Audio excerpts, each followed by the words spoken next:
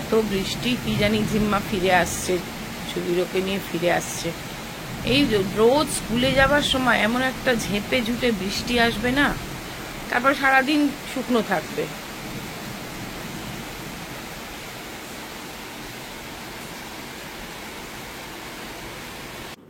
তো এত বৃষ্টি হচ্ছে, মোড়ের মাথায় জল জমে গেছে, বাস দূরে দাঁড়িয়ে আছে, দেখতে পেয়েও ফিরে চলে আসতে হলো। মানে পুরো জিম্মা যে ঢুকেছে না, মানে ঝাপটায় দুজনেই পুরো ভিজে গেছে। আমি সেই মনটা আমার না খারাপ হয়ে গেছে। স্কুলে পাঠিয়ে রেডি হয়ে, ধরো ভোরবেলা ঘুম থেকে উঠে টিফিন রেডি করে পাঠিয়ে যদি স্কুলে যেতে না পারে, তাহলে মনটা খারাপ হয়ে যায় না বলো? শুধু শুধু পার্সেন্টেজটা তো চলে যাবে, মানে অ্যাটেন্ডেন্সটা। আর আমি বলছি তাই যে ইস, আবার বাইক নিয়ে গেলেও কি জানি, বাইক নিয়ে গেলেও ভিজে যেত, সেই জন্য হেঁটে গেল। জিম্মাকে বলেছিলাম তুই রেনকোট, বাবার রেনকোটটা পরে যা, ও কিছুতেই রেনকোট পরলো না। আমিও বুঝতে পারিনি তখন, যখন ঘরে রেডি হচ্ছিল না অতটা বৃষ্টি হয়নি, কিন্তু দেখলে তো যেই বেরিয়ে গেল, আমি সঙ্গে সঙ্গে ব্যালকনিতে গেছি, মানে প্রচণ্ড জোরে ঝেঁপে বৃষ্টি এলো আর প্রচণ্ড ঝাপটা ছিল। বলছে ওই ঝাপটাতেই একদম ভিজে গেছে। তো চলো, চলে তো এসেছে, তাই জন্য একটুখানি কফি খাওয়া হলো। এবারে জিম্মা পাস্তা খাবে। টিফিন যেটা ছিল আমি থাক সেটা পরে খাবি, এখন বললো মা আমি পাস্তা খাবো। টিফিনে দিয়েছিলাম পরোটা, তো পরোটা এখন খাবে না, তো এখন পাস্তা খাবে। তাই সেই পাস্তাটাই বানাচ্ছি, ঝটপট চলো পাস্তাটা বানিয়ে ফেলি, তারপরে আবার লাঞ্চের প্রিপারেশান। আর এরকম যদি হয় না, বিনা কারণে স্কুল অ্যাবসেন্ট হয়ে গেলে না, সারাটা দিন দেখবে মনটা খচখচ করে, সারা দিন যেন মনটায় কোনো রকম শান্তি লাগে না, মনে হয় ইস কি যেন একটা হয়ে গেল, কি যেন একটা মানে একটা মিস্টেক হয়ে গেল, এরকম মনে হয়। যদি প্ল্যান ওয়াইজ একটা কালকে অ্যাবসেন্ট হব, এটা প্ল্যান করে রাখলে তখন অতটা মন খারাপ হয় না। কিন্তু বলো, স্কুলে গিয়ে বাসের সামনে থেকে দূরে বাসটা দাঁড়িয়ে আছে, অথচ এত জল জমে আছে, বলছে পুরো পা ডুবে যাচ্ছে জলে, কাজেই জুতো মোজা সব ভিজে গেল, সেই জন্যে চলে আসতে হলো।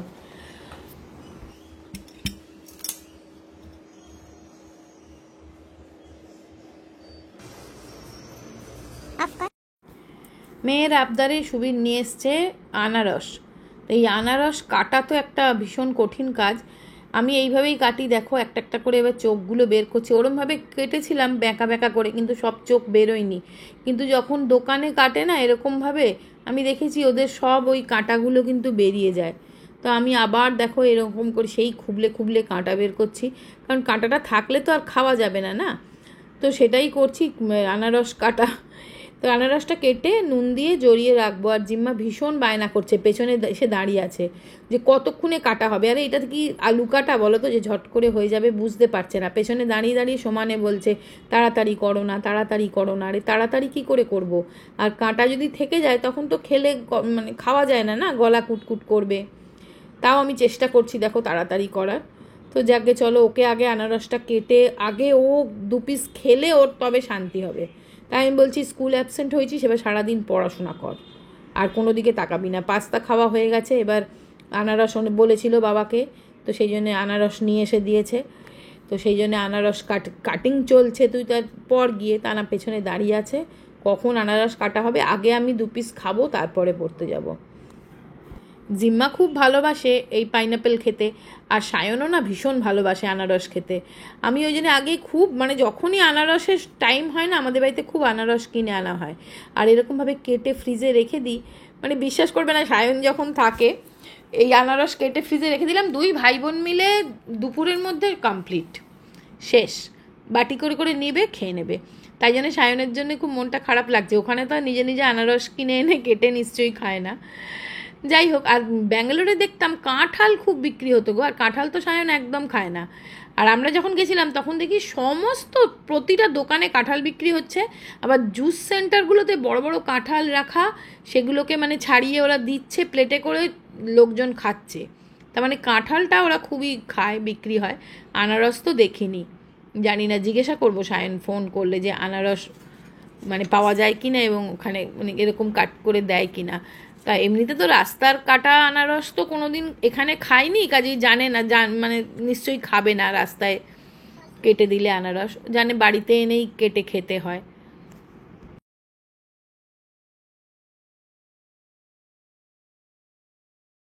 কই রে মিষ্টি, হ্যালো, বিটুন দিয়েছিস? যা এবার খেয়ে পড়তে বস। জুতো মোজাটা এমন ভিজে দেখো না, কাগজ, খবরের কাগজ ঢুকিয়ে রেখেছি, এই যে খবরের কাগজগুলো ভিজে যাচ্ছে, মানে খবরের কাগজগুলো সব জলটা সোপ করে নেবে। এবার এটাকে হেয়ার ড্রায়ার দিয়ে শুকোতে হবে। তো চলো, ফুলকপি দিয়ে খিচুড়ি করব। আর এই খিচুড়ির হাঁড়িটা তোমরা জানতে চেয়েছিলে আমি কোথা থেকে নিই, যেটা অনলাইনে পেয়ে যাবে। এই মেটেরিয়ালটাকে বলে হার্ড অ্যানোডাইজড। এইটা বিভিন্ন কোম্পানির হয়, হার্ড অ্যানোডাইজড কড়াই, হার্ড অ্যানোডাইজড, এটা হান্ডি, হার্ড অ্যানোডাইজড সবকিছু হয়। আমার চাটুটাও যে দেখো হার্ড অ্যানোডাইজড।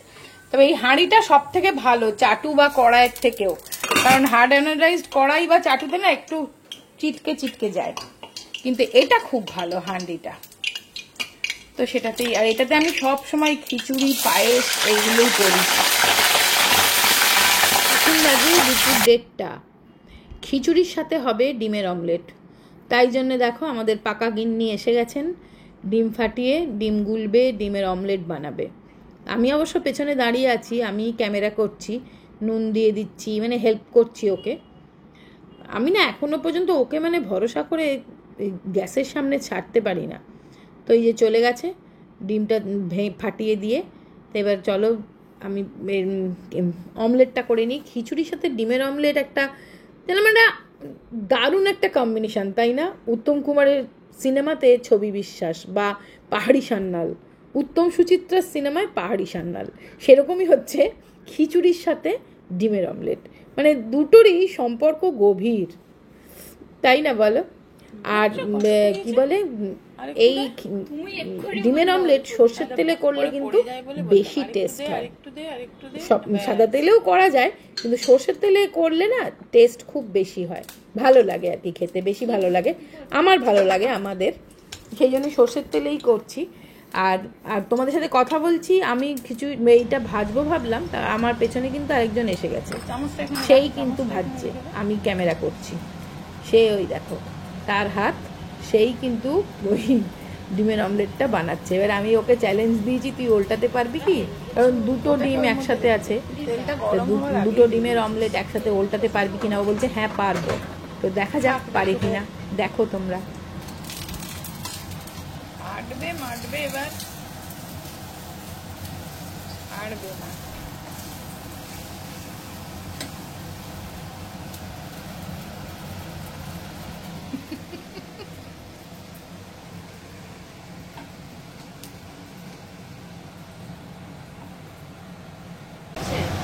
হ্যাঁ, এটাকে হাফ কর। তো আজকের লাঞ্চ মেনু এইটা, আর এই দেখো এইখানে খিচুড়ি হয়ে গেছে, আর এটা হচ্ছে বাঁধাকপির তরকারি, আর এটার মধ্যে আছে, এটা কিছু একটু করব স্যান্ডউইচ ফ্যান্ডউইচ বা আলুর পরোটা, আর এটা হচ্ছে তোমার আলুর দম।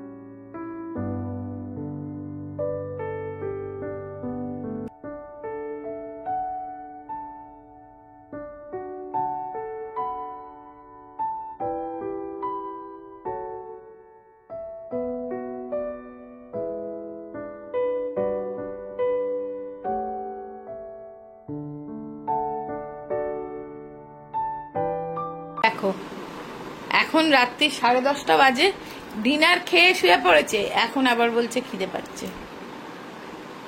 আমি যেটা আম কেটে দিবি খাবে না, এখন ব্রেড খাবে। না এখন রাত্রিবেলা পাইনাপেল একদম নয়, আমি ব্রেডটা করে দিচ্ছি ওই ক্যারামেল করে, এই যে ব্রেডটা বানিয়ে দিচ্ছি, কিন্তু পাইনাপেল কালকে। রাত্রিবেলা পাইনাপেল খায় না।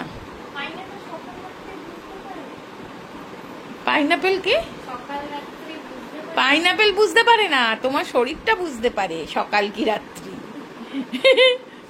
কাজে চলো আবার দেখো এখন সব, আমি ওদিকে সব কাজ সেরে দেখো, আমি ওদিকে সব বন্ধ টন্ধ করে, সুবীর নেই যেহেতু ওই জন্য সব লক করে লাইট অফ করে কিচেন পুরো ক্লিন। এখন বলছে যে ব্রেড খাবে, খিদে পাচ্ছে। তো চলো, এই চাটুটাকেও আমি ধুয়ে টুয়ে রেখে দিলাম, যে কালকে সকালে তো ওকেই টিফিনে দিতে লাগবে। তো এখন এই রাত্রিবেলা দেখো, এই রাত্রিবেলা আমি এখন এসেছি কিচেনে, চলো দেখি কি আছে।